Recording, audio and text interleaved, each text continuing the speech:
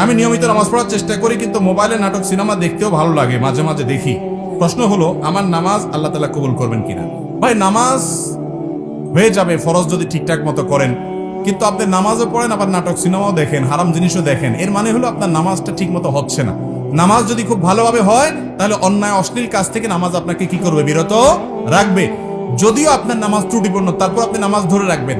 ধরে রাখলে একসময় ইনশাআল্লাহ আপনি এই অপরাধ থেকে, পাপের কাজ থেকে, হারাম থেকে সরে আসার সুযোগ লাভ করবেন ইনশাআল্লাহ।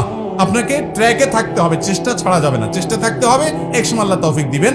আর মনে রাখবেন, আপনি নামাজ পড়ছেন, আল্লাহর কাছে ইবাদত নিবেদন করছেন, আবার যে কাজগুলো করছেন সেগুলো আল্লাহ, হারাম কাজগুলো করছেন সেগুলো আল্লাহ নিষেধ করেছেন। যে আল্লাহর নির্দেশ পালন করতে গিয়ে নামাজ পড়ছেন, সে আল্লাহর নির্দেশ পালন করতে গিয়ে আপনার চোখকে হেফাজত করতে হবে, কারণ দুইটাই কার নির্দেশ? আল্লাহর নির্দেশ। হারাম জিনিস দেখাতে সাময়িক আরাম হয়, স্থায়ী আরাম হয় না। চুলকানির মতো, যখন চুলকাবেন খুব মজা লাগবে, চুলকানি শেষ, এরপরে জ্বলবে।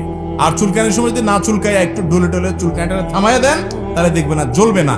এই জন্য হারাম জিনিস দেখার জন্য মনের ভিতরে চুলকানি হয়, শয়তান উস্কায়, দেখ দেখ, দেখলে অনেক শান্তি পাবি। দেখার পরে ঠিক অস্থিরতা লাগে, কি দেখলাম কি দেখলাম, হ্যাঁ চলে গেল, টেলিভিশন বন্ধ হয়ে গেল, সে চলে গেল, কি দেখলাম।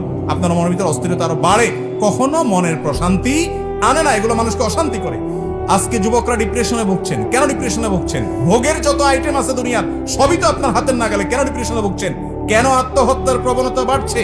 কেন মানুষ ডিপ্রেশনের কারণে দিন দিন অস্থির হচ্ছে? কেন মানসিক রোগী তরতর করে বেড়ে চলেছে? মূল কারণ হলো শান্তির ট্র্যাক থেকে সরে গেছে।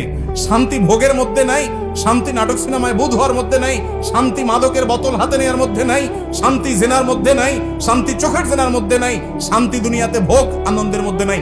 শান্তি হলো আল্লাহর আনুগত্যের মধ্যে থেকে যতটুকু বৈধ ভোগ আছে ততটুকু করার মধ্যে।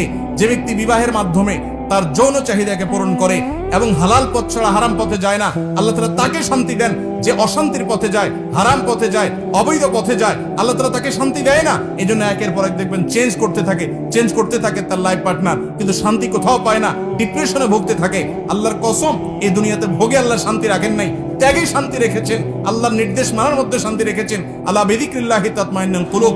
যুবকরা শান্তি পাচ্ছেন না, ডিপ্রেশনে ভুগছেন, আল্লাহর ছায়াতলে আসেন।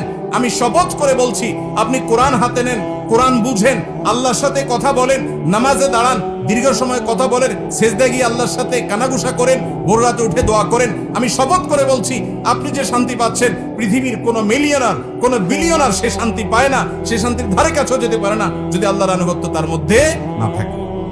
চেষ্টা করবো না ইনশাআল্লাহ? আল্লাহ তাআলা আমাদেরকে আমলের তৌফিক দান করুন।